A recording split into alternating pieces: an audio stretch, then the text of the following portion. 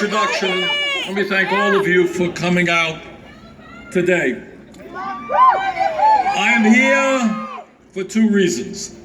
Number one, I am going to do everything that I can to make certain that Donald Trump does not become the next president of the United States, and that Hillary Clinton does become the next president. And number two, what I want to express to you today, and a lot of other people don't say it, but let me say it. Politics does not end on Election Day.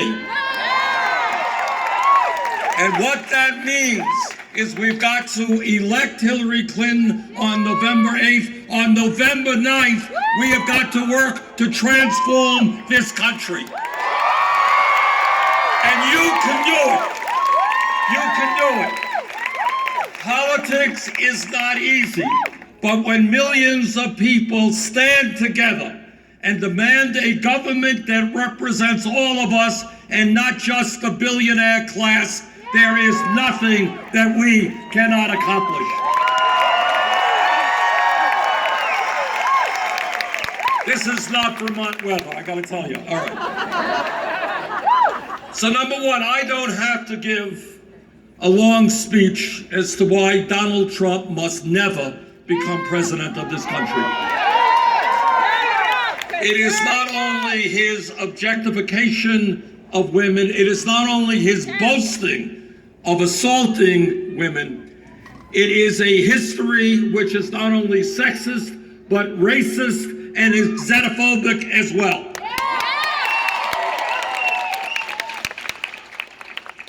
All of you know that our country has had a long and torturous history to fight for a nation which ends discrimination. When the first settlers came to this country and to Latin America, we all know the terrible things that they did to the indigenous people. That is a fact. It is a sad fact. It is a true fact. Everybody here knows the history of slavery and racism and discrimination. Everybody here knows that 100 years ago in the United States of America, women did not even have the right to vote, let alone get the jobs and education they wanted. Everybody knows the struggles of the gay community in this country, so that they could be treated with dignity and be able to love openly the people they wanted to love.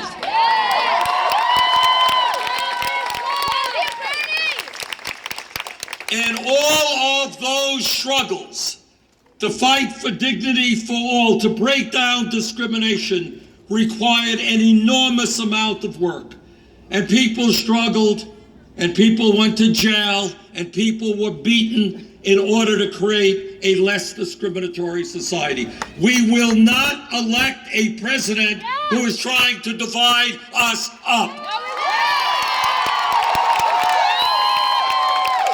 My father came to this country at the age of 17 without a nickel in his pocket, couldn't speak English. What we all know is our strength is our diversity. As our coming together as a people. We will not accept a candidate who insults our Mexican brothers and sisters, calls them rapists, calls them criminals. We will not accept a presidential candidate who, before he announced his candidacy, was the head of the so-called birther movement. And I want you all to know what that movement was about. What that movement was about was a very clear racist effort to delegitimize the first African-American president in our history. So in a democracy, we can have differences of opinion on all kinds of issues, but we cannot support a candidate who is running his campaign based on racism, based on sexism, based on dividing us up. That is not acceptable.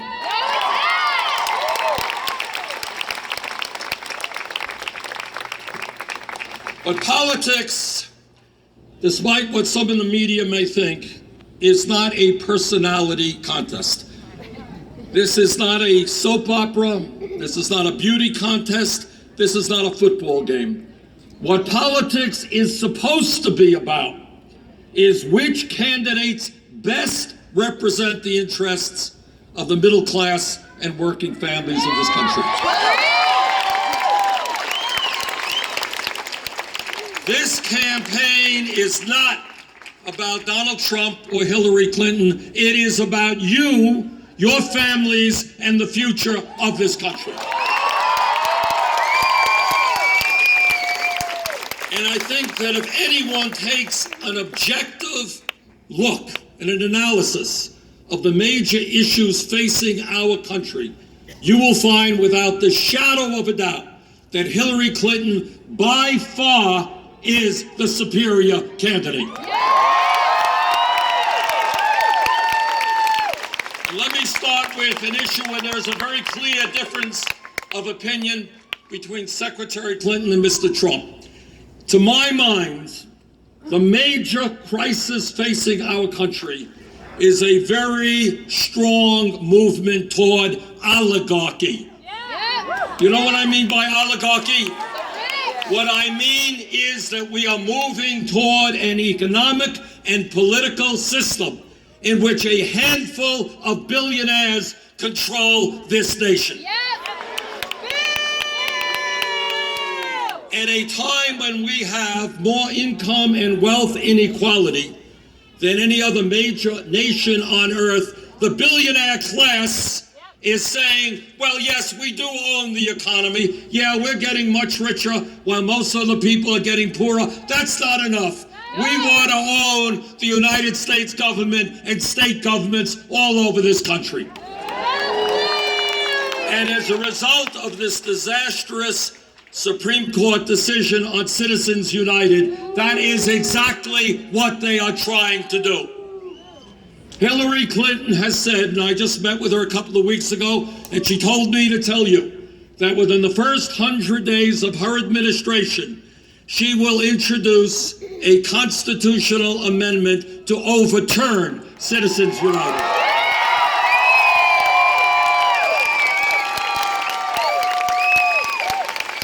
Furthermore, she has made it clear, and as Zach mentioned, this is an enormously important issue, that she will not nominate to the United States Supreme Court any candidate who is not prepared to state publicly that he or she will vote to overturn Citizens United. So before we talk about issues like healthcare and education and climate change and all the other issues that are on your mind, we have got to talk about the corrupt campaign finance system that we have and the need to create a vibrant democracy. But it is not only Citizens United, all over this country. You got cowardly Republican governors and legislatures who are trying to suppress the vote. Now, when I run for office in Vermont, I run on my ideas. People want to vote against me, that's fine, that's called democracy. I do not figure out ways to keep people from voting because they might vote against me. But that is what is happening all over this country. Cowardly Republican governors are afraid to run for office based on their ideas, and they're coming up with all kinds of hurdles to make it harder for people to vote. I want this country to have one of the highest voter turnouts in the world, not one of the lowest. I want to make it easier for people to participate in the political process, not harder. I want all of you to be thinking and understanding that when people fought and died to defend democracy, I want you to be thinking about running for office, running for school board, state legislature, president of the United States. This is your country. Stand up and fight for it. Get involved in the political process.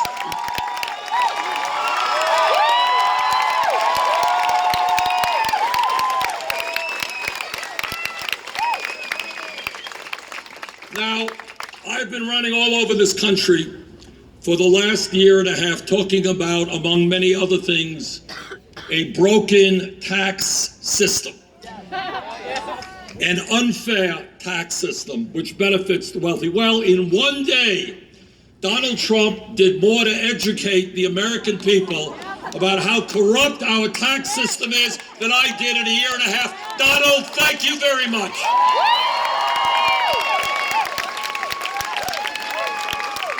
What Donald Trump said is, I, Donald Trump, am a multi-billionaire. I've got mansions all over the world. I live in the lap of luxury. I got my big jet, which I fly around in, but I'm a billionaire. I don't have to pay any federal income tax because the working families and the middle class will pay those taxes. So I say to Donald, we've got some bad news for you. Not only are you going to lose this election, you and your billionaire friends are going to start paying their fair share of taxes.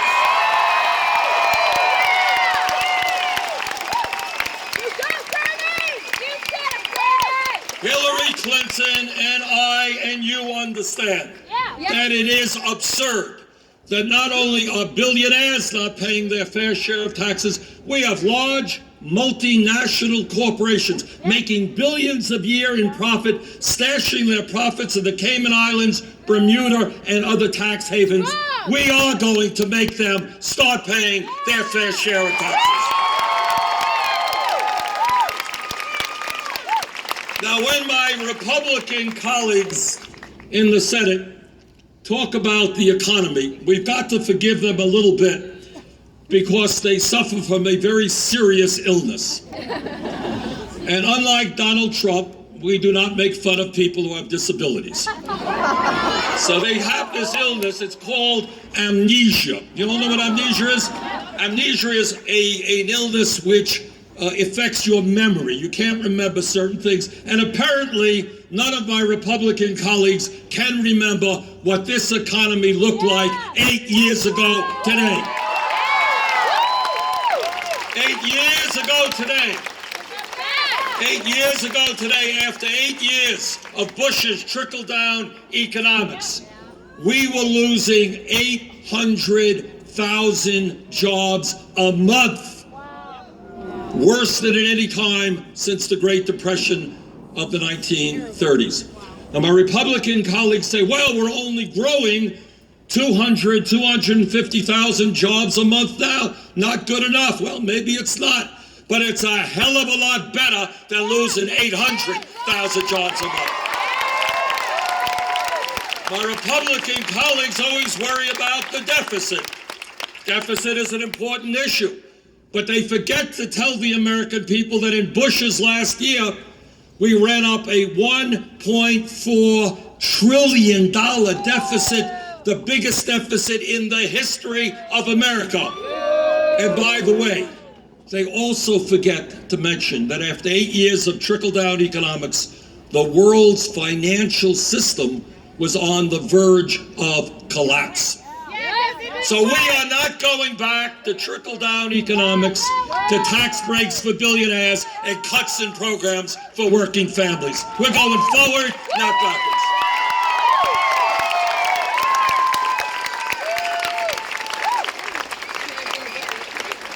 Secretary Clinton understands that while we have made progress in the last 8 years, it is not good enough. We need to do more, and together we have got to create an economy that works for all of us, not just the people on top. Right now in America, we've got millions of workers who are working for starvation wages. That's a fact. Nobody can make it on the federal minimum wage of $7.25 an hour, or $8 an hour, or $9 an hour. It's ridiculous! What Secretary Clinton understands, what I understand, what you understand. We have got to raise the minimum wage to a living wage. My view, it should be $15 an hour.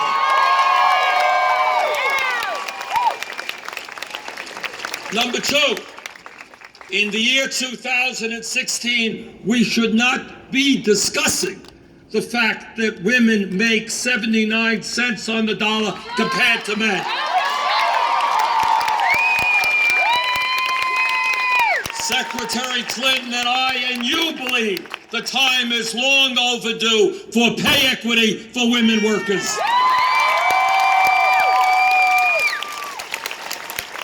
Number three, the United States should not be one of the very, very few countries in the world that does not guarantee paid family and medical leave.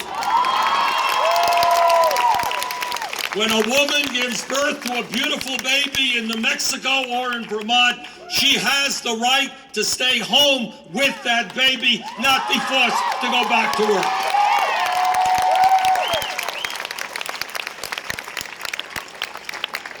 Secretary Clinton and I understand that we need to create millions of decent paying jobs. Yes, unemployment has gone down, no question about it, but not far enough.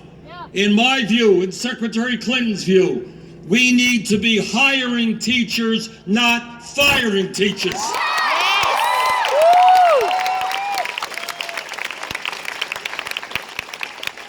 We need to rebuild our crumbling infrastructure, our roads, our bridges, our water systems, our wastewater plants, our rail system, our airports. And when we do that, we can create millions of good-paying jobs.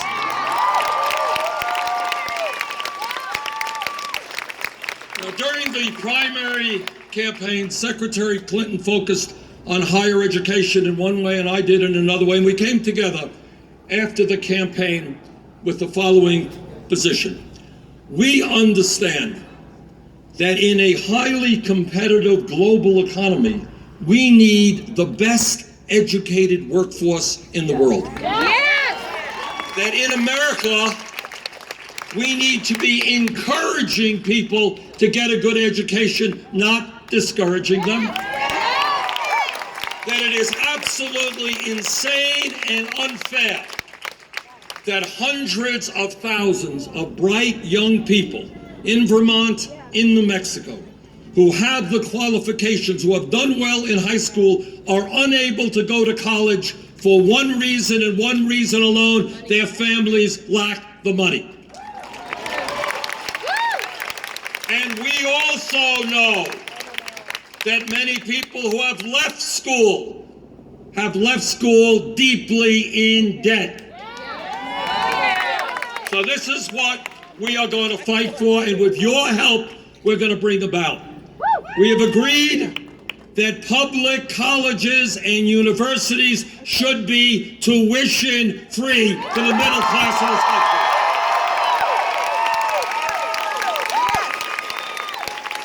For every family earning $125,000 a year, those families will be able to send their kids to public colleges and universities tuition-free.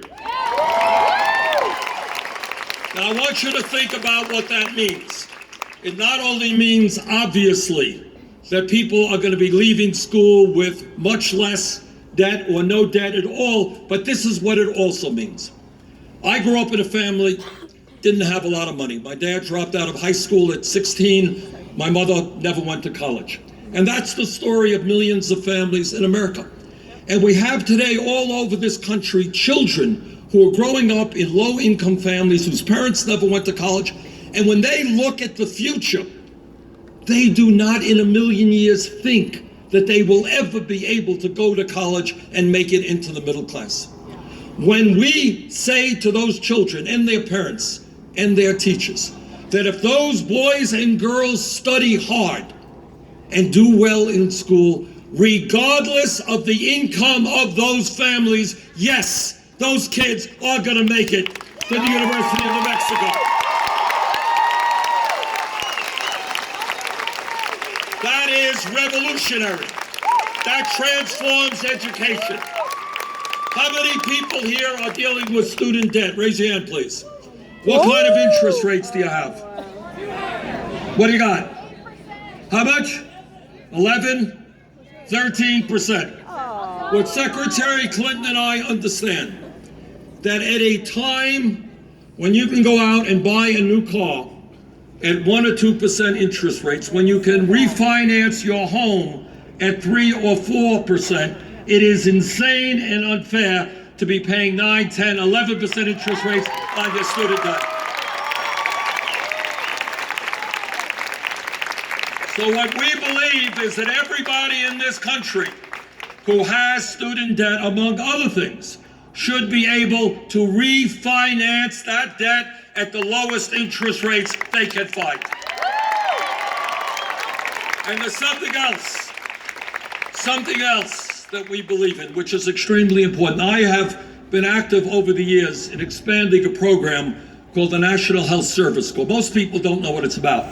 But what that program is about, it says to people who are in medical school, nursing school, dental school, whatever, that if you are prepared to practice your profession in a medically underserved area, the federal government will forgive your debt.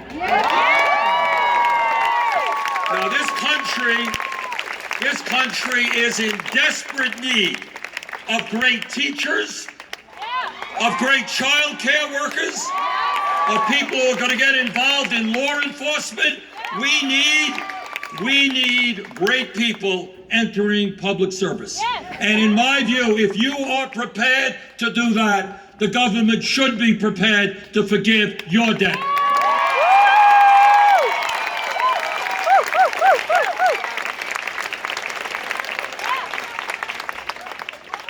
Now, one of the other major differences between Secretary Clinton and Mr. Trump is a very, very profound one. I am a member of the U.S. Senate Committee on the Environment and the Senate Committee on Energy. And brothers and sisters, I have talked to scientists all over our country and all over the world. And what they say in a virtually unanimous voice is climate change is real. It is caused by human activity, and it is already doing devastating harm in our country and around the world. And this is what they also say, and this is pretty scary stuff. What they say is they have, in fact, underestimated the speed at which the planet is warming. And that if we do not get our act together and transform our energy system away from fossil fuel to energy efficiency and sustainable energy, what we will be seeing is more drought, more floods, more extreme weather disturbances, more acidification of the oceans, more rising sea levels, and, according to the CIA, more global conflict as people fight over limited natural resources. That is what the scientists tell us, and that is what Hillary Clinton and I and you understand. But amazingly, we have a presidential candidate named Mr. Trump who rejects science, who believes that climate change is a hoax. So if for no other reason but the future of this planet, which is a pretty big reason, you should be voting for Hillary Clinton.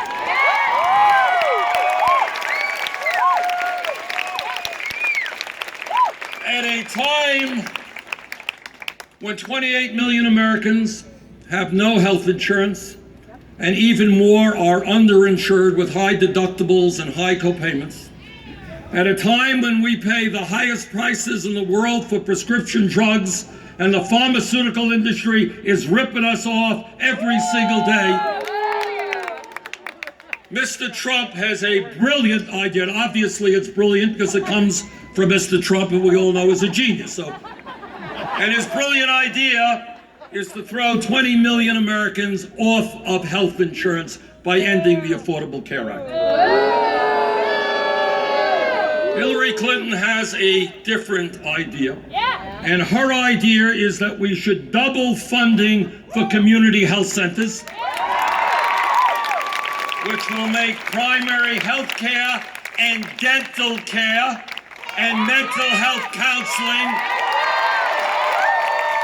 available to millions more people around the country, and that those clinics will also provide the lowest cost prescription drugs available in America. I do not have to tell anyone in New Mexico about Mr. Trump's ideas on immigration. His ideas are that we should sweep up, I suppose in the middle of the night, some 11 million undocumented people. Mr. Trump, that is never going to happen. In fact, we're going to do the very opposite. I remember about a year ago or so, I was in Phoenix talking to some young Latinos, some teenagers and some who were younger than that. And with tears in their eyes, they described to me the fear that they carried with them all of the time, that one day they would leave school and go home and find that their dad or their mom has been deported. Jeez. We have 11 million undocumented people in this country living in fear and living in the shadows. Our job now is to pass comprehensive immigration reform and a path toward citizenship.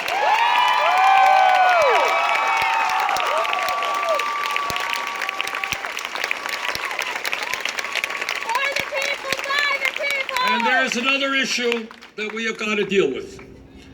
And that is that every person here today and every American should be ashamed of the fact that we have more people in jail than any other country on earth. 2.2 million Americans.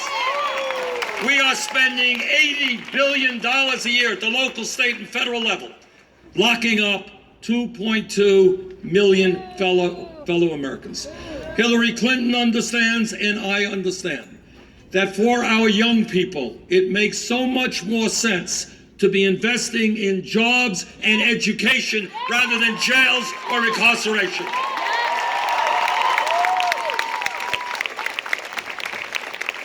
And she understands, as I do, that the American people are tired of looking at videos of unarmed African Americans being shot by police officers.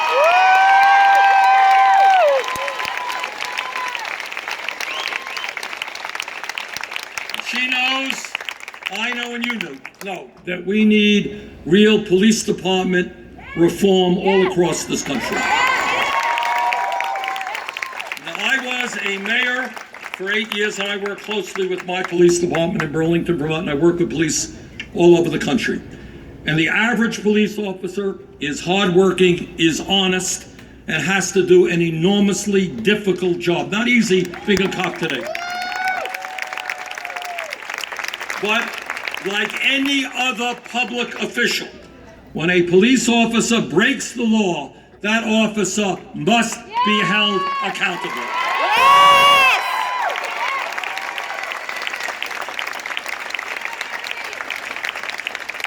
My friends, real change in this country has never come easily. Nobody ever allows for change. People have got to fight for change.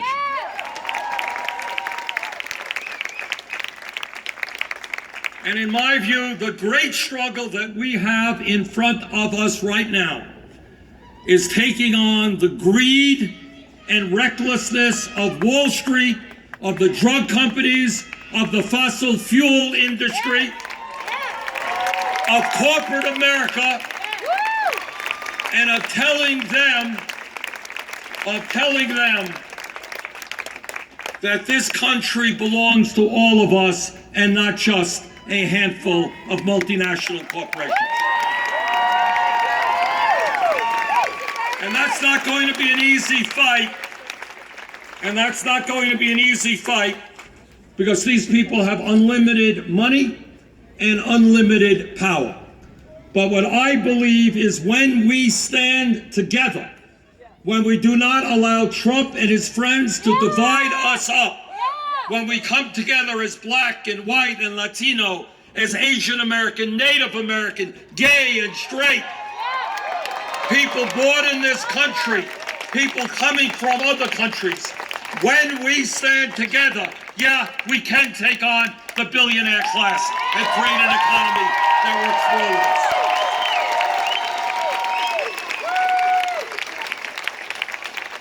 So my message to you is, number one, Hillary Clinton must be elected on November 8th. And you gotta get out and vote and get your friends to vote and your uncles and your aunts to vote. But number two, equally important, we have got to roll up our sleeves and fight to transform this country. And that means being active the day after the election.